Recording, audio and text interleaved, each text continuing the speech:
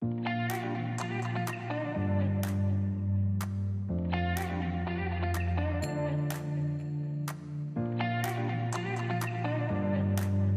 moi je m'appelle Simon Moinard, je travaille à l'Institut Agro-Montpellier dans une équipe qui s'appelle Agrotic. Agrotic, on forme les ingénieurs agro aux nouvelles technologies dans l'agriculture. Donc ça reste des ingés agro, hein, mais ils ont cette double compétence de nouvelles technologies, comment ça fonctionne, etc.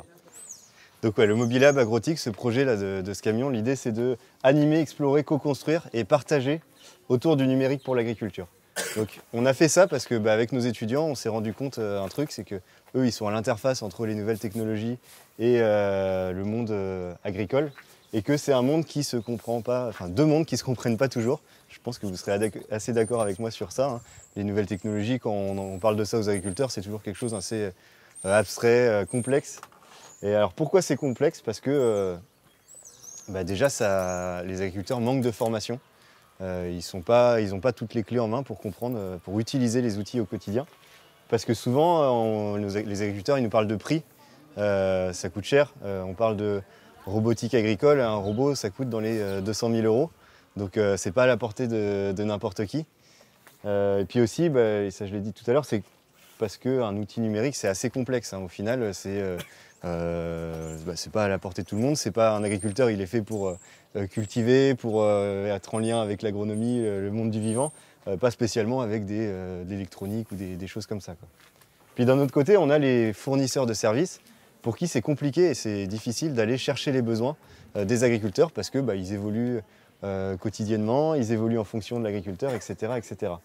Et donc, ce qui fait qu'il y a deux mondes qui sont un peu clivés. Et l'idée du Mobilab, c'est d'aller amorcer ce cycle pour diffuser ça. Alors, on pense que malgré le fait que les agriculteurs ils sont pas à l'aise avec les nouvelles technologies, j'aime bien dire que les agriculteurs, en fait, c'est un peu des geeks, sans le savoir. Alors, pourquoi c'est des geeks? Parce que quand on leur parle de bidouille, d'autoconstruction, le DIY, le do it yourself, le faites-le vous-même, ça, c'est pas dérangeant. Donc si vous avez trois exemples ici, n'hésitez pas à vous rapprocher, ou peut-être pas trop par rapport à la... Ouais, bon, n'hésitez pas à pas vous rapprocher, du coup. Vous avez trois exemples, j'espère que vous verrez bien. À gauche, vous avez un agriculteur qui a fait un système d'installation de goutte à goutte. Alors pour ceux qui l'ont déjà fait, un tuyau d'irrigation, ça se barre dans tous les sens quand on essaye de l'installer. Et lui, il a fait cette espèce de remorque avec deux grandes roues sur les côtés. Il met les tuyaux dessus, la bobine de tuyau, et puis quand il avance, ça se déroule lentement mais sûrement, et il peut fixer les installations, fixer les tuyaux tranquillement. Et ça, il a tout fait, lui, de A à Z. Il a tout installé, il a tout soudé, ces espèces de roues, etc., quoi. Au milieu, vous avez un autre agriculteur qui a fait, alors lui, il a pris un vieil engin, il a récupéré des vérins et tout, et il a fait une pince avec la force hydraulique pour aller pincer les pieds morts et pouvoir les arracher très facilement. Parce que, pour ceux qui ont déjà arraché un pied mort aussi, il y a des racines dans tous les sens, il faut le secouer, c'est pas pratique. Et donc du coup, il a fait ce petit système-là pour se simplifier la vie. Puis alors à droite, alors encore plus simple, vous les avez peut-être vus quand vous étiez là-bas, c'est ici au domaine, là, ils ont mis tous les engins sur des palettes qui sont elles-mêmes sur roulettes. Et de cette façon, quand on doit aller chercher l'engin qui est tout au fond du hangar et qu'il y a trois autres engins qui sont dessus, une personne peut bouger tout le truc et puis aller chercher l'engin qu'il faut. Et puis même quand on attelle, quand on n'est pas très bien dans l'axe, il faut avancer, reculer pour le... là, avec cet engin qui est sur roulette, on peut le bouger très facilement. Donc c'est ça ce que j'appelle le low-tech. Et ça, les agriculteurs, ils sont très très à l'aise avec ça, il n'y a pas de souci pour développer ça. Alors pourquoi ils sont à l'aise? Parce que déjà, il y a des ateliers, tout le monde a un poste à souder, un marteau, des clous, des vis, etc. Parce qu'il y a des pauses forcées. Quand il y a un chantier, puis finalement il pleut. Ou l'hiver, on a un peu plus de temps pour faire la paperasse administrative accessoirement, puis ensuite bidouiller, développer. Puis aussi, et ça je pense que c'est le plus important, c'est pour adapter son matériel spécifiquement à son exploitation. Ce que je veux dire par là, c'est que en fait, deux agriculteurs auront des besoins complètement différents, et quand on développe un engin, un outil agricole, il y en a un qui va l'utiliser d'une façon, l'autre d'une autre façon, et il va falloir forcément bidouiller, l'adapter à sa façon. Et donc c'est pour ça que les agriculteurs ils sont à l'aise avec le low-tech. Du coup, maintenant, je vais parler vers le low-tech numérique. Alors, c'est un peu bizarre de dire ça parce que le numérique, on dit que c'est du high-tech, donc là, ça ferait du high-low-tech ou du high-tech low-tech, un truc comme ça. Mais je vais vous expliquer ce que j'appelle le low-tech numérique, donc avec 3 exemples. Le premier, il est à gauche, là, c'est modéliser une imprimante, modéliser une pièce et l'imprimer en 3D. Donc c'est l'époque des imprimantes 3D maintenant. Je ne sais pas si vous en avez déjà vu une, hein. Il y en a une ici, là. Vous avez déjà vu une imprimante 3D? Non, non, ok. C'est le bazar. Ok. Donc du coup, là, vous avez une imprimante 3D avec, en fait, il y a un axe X, un axe Y, et puis un axe Z qui va monter. Et donc, vous avez une petite buse qui va chauffer le plastique et qui va le déposer par couche de 0,2 mm par 0,2 mm. Donc c'est très très fin, très très précis. Et au bout de 8 heures, on peut avoir une pièce comme celle que vous avez en haut, là, un engrenage par exemple. Et donc ça, c'était un agriculteur qui avait une meuleuse qui était pétée. Son engrenage était... il y avait un engrenage dans la meuleuse qui était fendu en deux. Et donc l'entraînement ne se faisait plus. Et donc cet agriculteur, il s'était tourné vers nous, il était prêt à l'acheter. Et en fait, avec les étudiants, on s'est dit, tiens, on va faire un petit concours, vu que c'est des geeks, les étudiants. Le premier qui développe cette petite solution a gagné. Et donc, on avait ce modèle qui est maintenant disponible sur Internet. Très facilement, vous pouvez télécharger ce modèle et puis l'imprimer chez vous si vous avez une imprimante 3D. Parce que, quand je dis chez vous, à votre avis, vous savez combien ça coûte une imprimante 3D? Il y a toutes les gammes, ouais. Celle-là, c'est une bonne milieu de gamme, haut de gamme. On va faire le juste prix, celui qui a le bon chiffre repart avec l'imprimante. Ouais. On a 800 € à ma droite. 1500. 1500 1000 300. 300, 400 €. 1002. 4000. Ok. Tout à l'heure, on a eu jusqu'à 15 000. Ouais, non, on est plutôt dans ces ordres de prix-là. Cette imprimante, elle coûte 350 €. Et en fait, quand on la récupère, on a juste ces 2 vis à mettre ici, les 2 vis de l'autre côté. Et elle est fonctionnelle. Il y a aussi un petit truc à clipser aussi, je crois. Mais elle est fonctionnelle quasiment directement. Et vraiment, j'en mets une clé USB du fichier qu'on a été chercher sur Internet. On fait fichier imprimé, on ne choisit pas Canon ou Epson, hein, on choisit Creality, cette imprimante. Et on attend 8 heures et au bout de 8 heures, on a notre pièce qui est fonctionnelle. Donc c'est vraiment... alors c'est du numérique, mais... en fait, c'est abordable maintenant et c'est facile d'utilisation, ça ne demande pas de compétences particulières. On peut développer facilement ces petites pièces. La qualité par rapport à la résistance de ce plastique. Ouais. Parce que là, on parle d'un engrenage et d'une disqueuse. Ouais. Et ça supporte... Alors, ça va dépendre des plastiques que tu mets. Alors lui, c'est un plastique, c'est du PLA, c'est du plastique, c'est de l'amidon de maïs, hein, en gros. Et donc du coup, c'est facile pour imprimer, pour modéliser des petites pièces, pour faire des trucs qui servent à rien comme ça. Là, ça sert peut-être en agroécologie, on pourrait faire un truc avec ça. C'est juste pour vous montrer que c'est un chaînon qui a été imprimé tout d'une pièce. Hein. D'un seul tenant, on peut imprimer des trucs comme ça. Vu qu'on y va couche par couche, on peut s'amuser à faire un petit peu tout ce qu'on veut. Si on veut quelque chose qui est un peu plus robuste, etc., il y a d'autres plastiques. Il y a le PETG, il y a l'ABS qui est encore plus solide, hein, qui sert parfois dans les voitures à faire des carénages et tout. Il y a le TPU qui est un plastique mou qui sert à faire les cœurs. Maintenant, on arrive à imprimer des cœurs en 3D, faire des systèmes de pompe, etc. Voilà, on peut imprimer plein de plastiques différents. Il y en a des plastiques métalliques maintenant qui laissent passer le courant. Il y a des plastiques... c'est... Un plastique résistant au point de... Ouais, on peut avoir un plastique très dur. Et puis même les Ariane 6, là, pour être dans l'actualité d'hier, il y a des pièces de carénage qui sont imprimées en 3D, en titane, en fer, etc. Alors là, on n'est pas sur du 350 € évidemment l'imprimante. Hein. Mais voilà, c'est faisable de faire des choses comme ça. Le consommable, cette bobine en PLA, là, c'est 15 € la bobine. Et avec 15 €, on peut faire peut-être 200 trucs comme ça, quoi. Donc, des engrenages, on peut en faire beaucoup. Et puis après, c'est relativement abordable. Tout ce qui est plastique, ça va, quoi. Ça se fait bien. C'est moins cher que la cartouche d'encre, c'est vrai. Voilà, donc ça c'est tout ce qui est imprimante 3D. Quand je parle de low-tech numérique, je ne vais pas m'attarder sur construire une application mobile, mais c'est faisable maintenant avec un téléphone de faire quelque chose. Une application pour de suivi de données, de la collecte de points et tout. Mais je vais m'attarder sur le troisième point qui est développer un capteur. Voilà, maintenant en 2025, on peut auto-construire son capteur. Ouais. Juste sur la modélisation, est-ce qu'il y a besoin d'un logiciel payant aussi pour modéliser les pièces ou... Il y a de tout. Il y a Word et il y a OpenOffice. Il y a de tout pour modéliser. Et surtout, ce qui est important, c'est qu'il y a une grosse communauté sur Internet. Maintenant, ça devient de plus en plus facile de trouver ce que tu veux.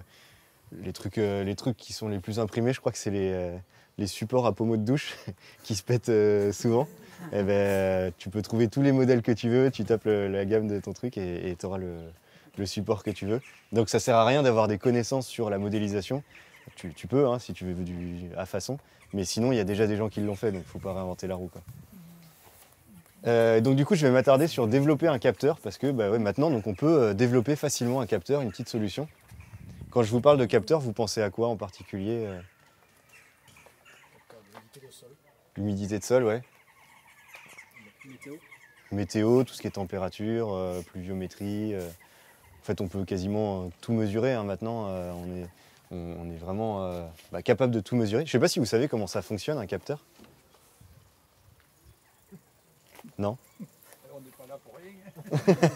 Très bien. Bonne réponse, du coup. Hop. Et il est là.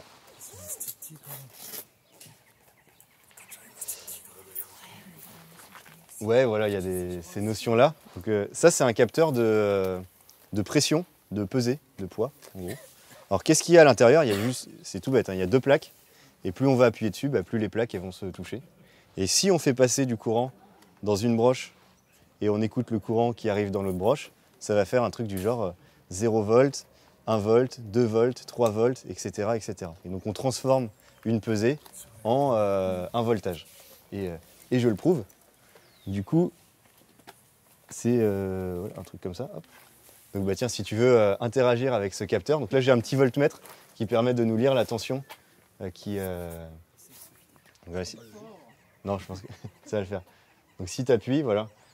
Donc c'est assez sensible, hein, tu as vu, c'est assez fin. Il y a trop de force.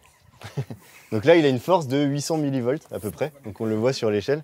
Ça veut rien dire, hein, une force de 800 millivolts. Mais ça permet de, si on fait un produit en croix, x8 divisé par 1000, à retrouver une tension, une pesée. Voilà, il a exercé une force de 5 kg, etc. etc. Et du coup, si je... De quoi? Vous avez un autre exemple. Alors ça, c'est plus pour peser 200 grammes de farine, quelque chose comme ça. On ne va pas peser un taureau avec ça, évidemment. Par contre, il suffit d'avoir quelque chose qui a des plaques plus robustes. C'est le même fonctionnement, mais on va pouvoir... il suffit de changer de capteur, quoi. Et puis si on veut qu'il soit plus précis, ça coûte, celui-là il coûte 10 centimes. Parce qu'en fait, c'est que de la ferraille au final.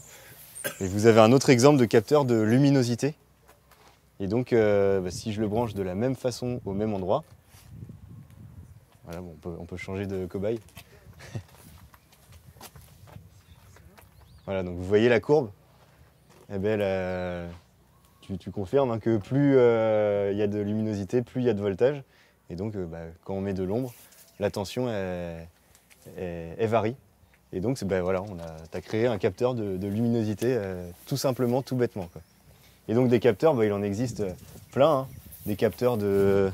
Celui-là, vous le connaissez tous, c'est le capteur de détection de présence en infrarouge et qui va permettre d'allumer les lumières la nuit quand il y a quelqu'un qui avance. C'est aussi bête que ça. Là, vous avez un capteur... alors celui-là, c'est le capteur à gaz à éthylotest. Enfin, c'est l'éthanol, quoi. Mais c'est un éthylotest en soi. Donc vous avez des broches, on l'alimente et puis... 1 volt, il y en a des louches parmi vous.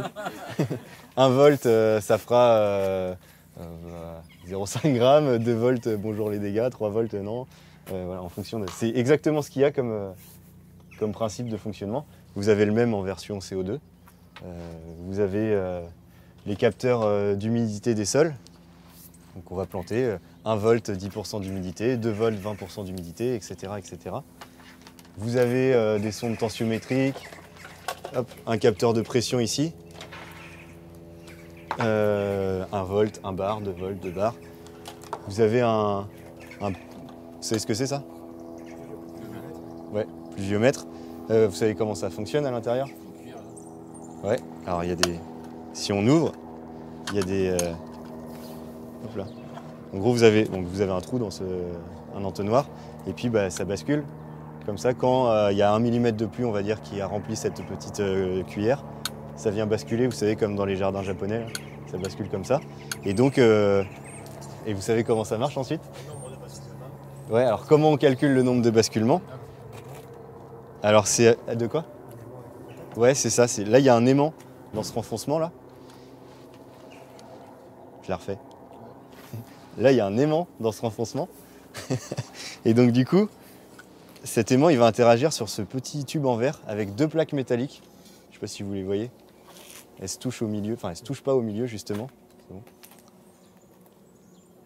Et ces 2 plaques métalliques, bah, du coup, quand l'aimant va passer, elles vont rentrer en contact. Et maintenant que vous êtes des experts en capteurs, vous avez un fil vert et un fil rouge. J'envoie du courant dans le fil vert, j'écoute le courant dans le fil rouge. S'il y a eu un petit pic de courant, eh ben, ça veut dire qu'il est tombé 1 millimètre de pluie. Et donc, du coup, sur une journée, il est tombé 6 millimètres parce qu'il y a eu 6 pics. Moi, je trouve ça génial de voir comment les gens se sont triturés le cerveau pour à partir de quelque chose simple, la pluviométrie, en arriver à du courant et puis ensuite l'interpréter d'une façon ou d'une autre, quoi. Et vous avez plein d'exemples, ça va même jusqu'à un projet qu'on a eu d'électrocardiogramme avec des moutons pour essayer de suivre leur bien-être animal. Ça peut aller très très loin avec les capteurs, un capteur de micro, voilà, c'est le même que lui, hein, en soi. Hop, voilà. Et donc du coup, tout ça, ces capteurs, c'est bien beau. Par contre, si je vous donne ce capteur-là, ok, c'est sympa, ça coûte 10 centimes, mais qu'est-ce que vous pouvez en faire? C'est là qu'il faut récupérer la donnée et puis l'envoyer, la récupérer. Donc c'est là qu'on a des notions de les réseaux. Je ne sais pas si ça vous parle. Quand je dis réseau, vous pensez à quoi en particulier? LoRa. Ok, cache comme ça. Facebook, ok. Non, plutôt les réseaux, le Wi-Fi, la 4G, le Bluetooth. Le Bluetooth, hop là, il est là.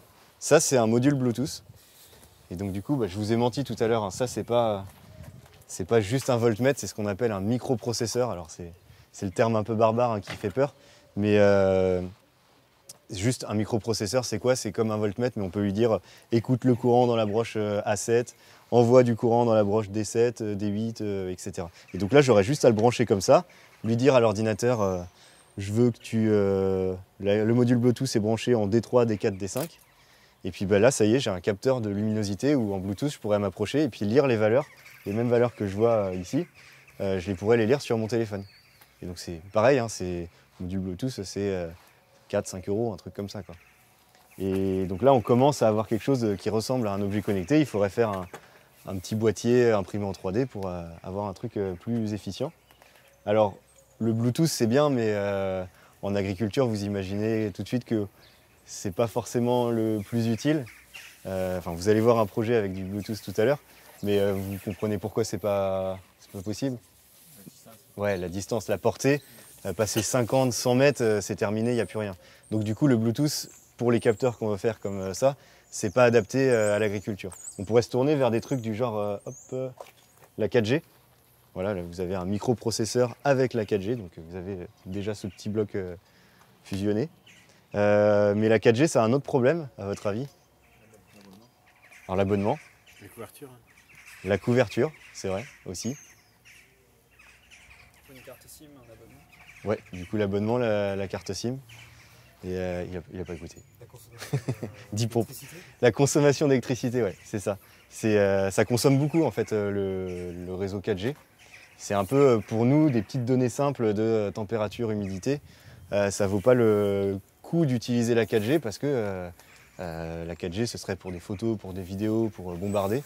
Et donc du coup c'est un peu contraignant. Et c'est pour ça qu'on se tourne vers des modules, des réseaux bas débit. Donc c'est Paul qui disait ça. Donc des réseaux bas débit type LoRa. Et ce réseau bas débit, il faut imaginer que c'est un Wi-Fi qui peut envoyer des données sur une dizaine de kilomètres. Donc c'est énorme. Et puis un capteur comme ça, il va envoyer des données toutes les 5 minutes et il va tenir pendant 2 ans avec juste une petite pile. Il y a une contrepartie, parce que sinon tout le monde l'utiliserait, c'est qu'on ne peut pas envoyer plus de 2-3 petits messages de texte par minute, quoi. Donc nous en agriculture, c'est parfait pour nous parce que je suis le capteur numéro 8, il fait 20 degrés et ma position XY c'est ça, puis ensuite je me réteins. bah, ça c'est génial pour l'agriculture parce que c'est exactement ce qu'il nous faut, quoi. Et donc c'est pour ça que bah, nous, avec les étudiants, on récupère les besoins des agriculteurs qui sont à votre place et dans les processus de formation, dans les modules qu'on a, on développe des petites solutions, soit par le 4G, soit par le Bluetooth, etc. pour en arriver à des petites solutions assez simples que je vais vous montrer. Hop. Donc là, vous avez un exemple qui utilise ce fameux réseau LoRa là, dont on parlait. Donc ça, c'est un capteur qui va détecter de la présence d'eau. À votre avis, vous savez comment ça fonctionne? Les experts en capteur, voilà, parfait. Donc vous avez, j'envoie du courant, j'écoute du courant dans l'autre broche, et si j'ai un contact, j'envoie un message en LoRa. Et il se trouve que j'ai une petite box LoRa, moi, qui est cachée ici, qui va me permettre de recevoir le message et de actionner quelque chose derrière. Donc si je fais un contact, je ne sais pas si vous avez vu, là, il y a un message qui est arrivé. Alors, je vais relâcher pour que le deuxième message arrive. Hop là. Vous avez vu, donc ça c'est une application comme WhatsApp, quoi, en gros. Et donc là, ça vient de vibrer dans ma poche en même temps.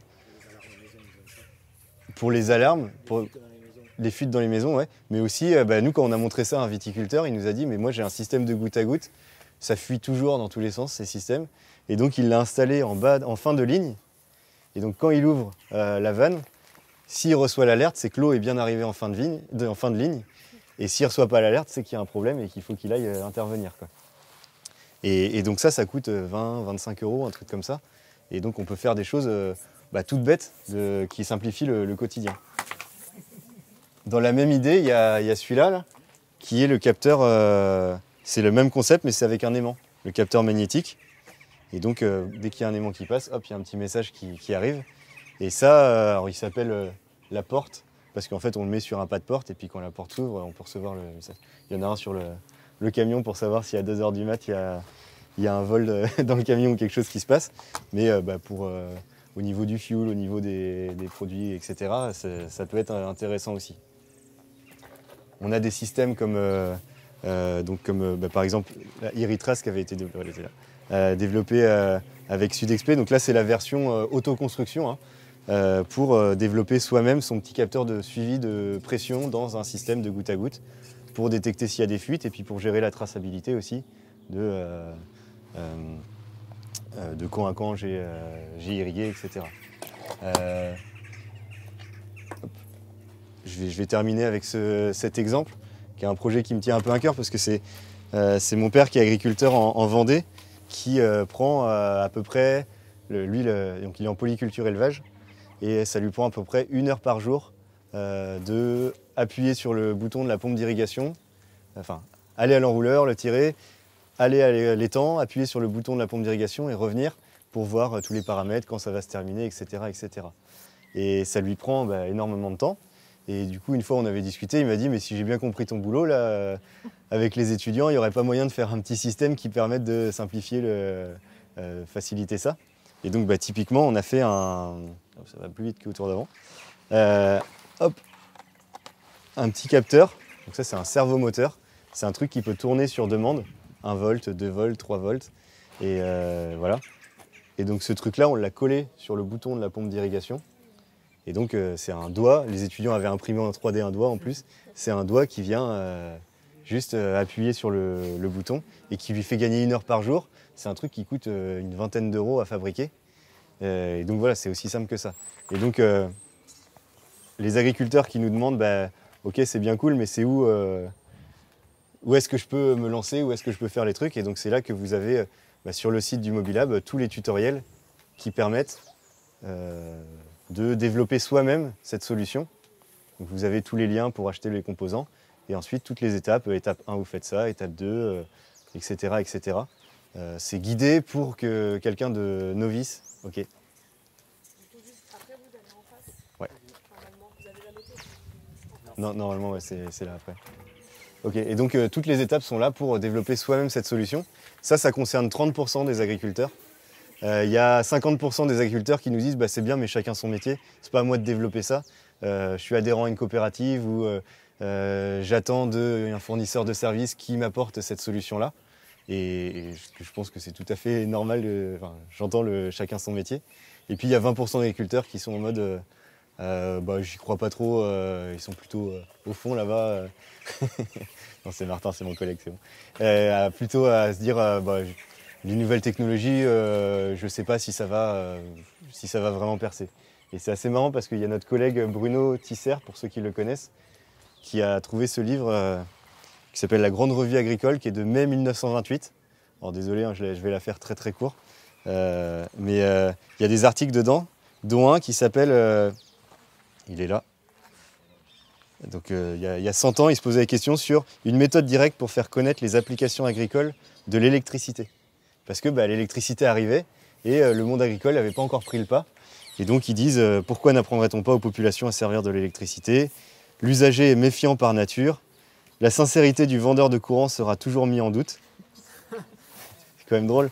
Et donc ils se posent plein de questions sur comment créer une société de propagande urbaine sur les... Bon, c'était pas le même terme, hein, la propagande à l'époque, mais... Et donc ils ont fait un camion. Ouais, c'est ça.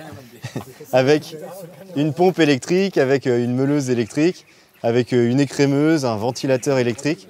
Puis alors là derrière, attention, c'est la folie, c'est une cuisine électrique avec un four et un chauffe-eau qui donne de l'eau chaude en temps réel. Et les agriculteurs expriment que du coup, il y en a 30% qui disent que c'est où que je peux acheter, etc. Il y a 50% qui disent comment faire, c'est plutôt à la société de se structurer, chacun son métier. Puis il y a les 20% derniers qui sont plutôt réfractaires. Donc d'un, on n'a rien inventé, et de deux, c'est l'histoire qui se répète. Quand il y a une nouvelle innovation, il y a toujours des leaders, pas des leaders, des pionniers qui sont prêts à essuyer les plâtres. La majorité qui est plutôt suiveuse, mais c'est normal, je pense que c'est la normalité quoi, quelque part. Et puis les réfractaires qui vont n'y pas y penser. Quoi. Voilà, je vois l'autre groupe qui désolé, j'ai un peu écourté. Xavier? Justement, moi j'avais une petite question, tu as parlé pas mal de low-tech, et je me demande si ça... Enfin voilà, dans quelle mesure c'est toujours du low-tech, et si ça t'est déjà arrivé d'avoir des gens qui disent j'arrive, j'ai ce besoin-là, et ne pas penser automatiquement capteur électronique, LoRa, batterie, etc. en disant ah ben non, il y a peut-être une solution plus simple, vraiment low-tech. Ouais, vraiment low-tech. C'est vrai que là c'est du low-tech numérique du coup. Ouais. C'est un terme qui a été défini, je ne sais plus où, aux États-Unis par le MIT, je crois. Mais ouais, c'est peut-être low compétence ou c'est un peu flou tous ces trucs-là. Mais des fois, il y a des choses qui sont toutes simples où juste avec poulie, levier, etc., on arrive à faire la même chose. Je suis d'accord avec ça. Ouais. Voilà. On pourra peut-être en rediscuter par la suite. Mais merci beaucoup pour votre présentation.